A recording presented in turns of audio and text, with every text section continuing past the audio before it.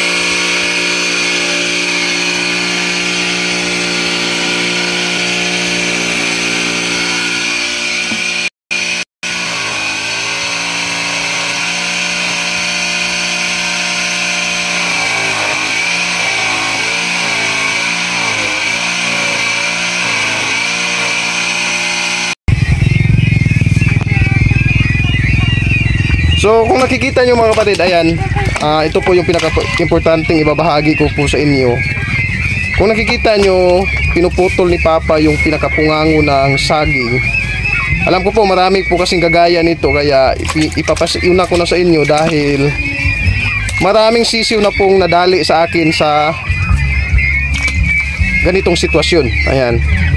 So ang pinaka-purpose dito mga kapatid is makuha po yung pinakapungango. Kasi nga, yung ating shader, hindi po yan masyadong matalim yung blade sa katagalan ng paggamit. Kasi once sobrang talim, madali lang pong mabungi. So, darating talaga ang punto na siya po ay mamumurol.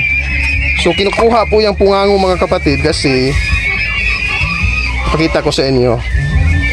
Yung pungango kasi mga kapatid is nakakabilaok po yan, or yan po yung dahilan kung bakit hindi natutunawan yung ating pabo.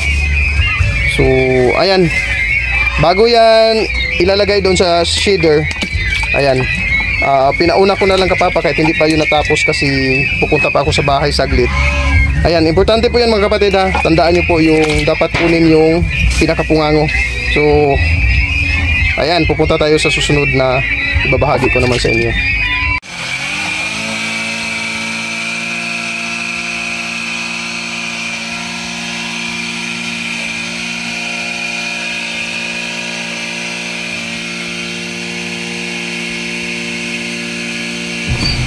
Ayan, kung nakikita nyo mga kapatid, bumalik na ako kasi pumunta muna ako saglit kanina sa bahay kasi may kumuha ng sisiw. Yung kanyang pina-incubate kinuha, yan na po yung sisiw. So kung nakikita nyo, yan tubig mga kapatid, hindi ko na lang naipakita sa inyo. Lahat po yun, saging, patapon na gulay, akin po muna yung hinugasan. So ngayon kung nakikita nyo si Papa, ayan, kumbaga pangalawang padaan niya na po yan sa shader. Para all goods talaga, pinong-pino yung pagkahiwa sa mga gulay, sa saging. Kasi nga pang malahatang pagkain po yan mga kapatid. Ipapakain po natin yan sa sisiw, 1 month old pataas. Ayan, kita nyo naman oh, yan, kasama na po kasi yung saging. So mga isang balde siguro yan. Kaya ayan, ipinapakita ko sa inyo ito mga kapatid para makita nyo po yung reality. Kasi yung sabi ng iba, malalaki daw yung hiwa sa kanilang shader. Pero itong sa akin, kaya parang napakapino at sobrang lutong talaga. Kasi nga, 2 bisis kong pinaparaan. Minsan nga kung unsatisfied pa ako, gusto ko talagang pinong-pino, pwede natin yung padaan na 3 bisis para talagang parang tubig na yung kalalabasan ng mga dahon.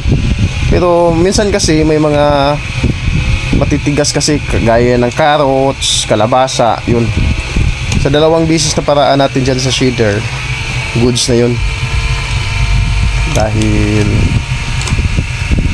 lahat po talaga ng pinapakain ko ngayon dito sa aking mga alagang pabo mga kapatid, mapadahon man yan or ano pa, 2 bisis ko po talaga yung pinaparaan dito para po tulong na rin sa mga batang pabo na kakain ito.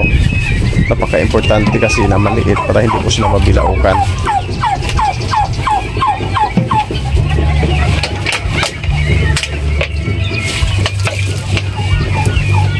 So na mga kapatid,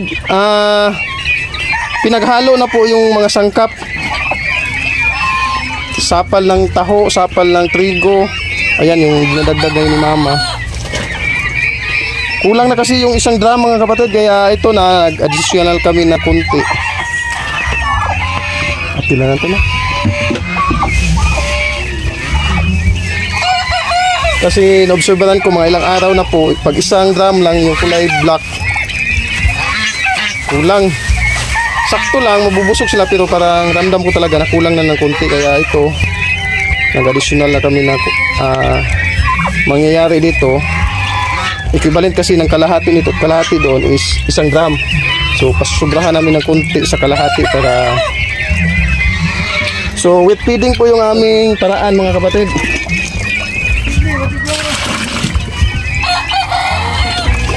Tubig po yung kailangan. Hindi rin po madali yung pag-mixing nito. lalo na pag puno yung drum. Kita nyo naman oh.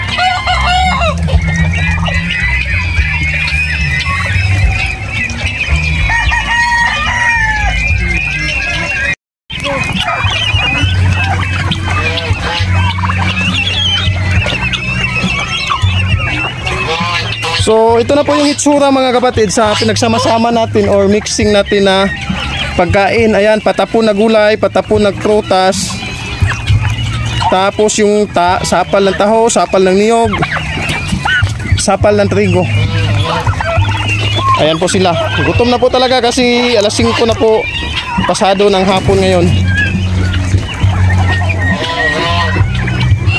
Horot na ako sa kabaldi diyan ma.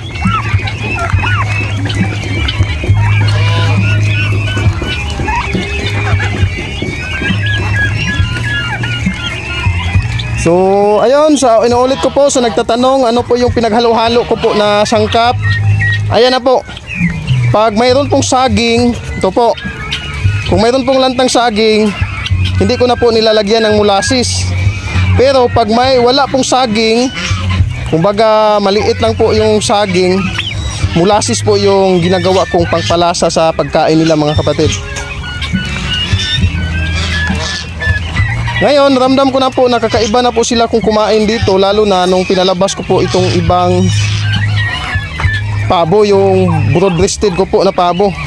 Yan o, yung malalaki. Yan, 4 months old pa po yan. Tapos yan, baliwalo po yan sila. Tapos hybrid tong iba. Sobrang lakas na po nilang kumain dahil parang hinawaan sila. Kita nyo naman o, yung 6 months old. 4 months old, parang singlaki na ng Bourbon Red. Ayan po mga kapatid. So yan lamang po yung gusto kong ibahagi sa inyo dahil maraming nagtatanong kung ano po yung pagkain na pinapakain ko sa aking mga alaga. Ayun na po. So nakuha na po natin mga kapatid ha. Mga patapon na gulay, kangkong, carrots, kalabasa. Wag lang yung gabi dahil makati po yun once ihahalo natin yung kanilang pagkain. Yung mga kangkong, kalabasa, pitsay, repolyo, sayote, yun po yung ating pinapakain o ginigiling para ma-produce na pangmalahatang pagkain. Ayan, gutom pa po yung aking ibang hybrid turkey na mga babae. Kapatid, hindi naman po tayo madamot patungkol po sa pamamaraan natin sa pag-aalaga ng pabo.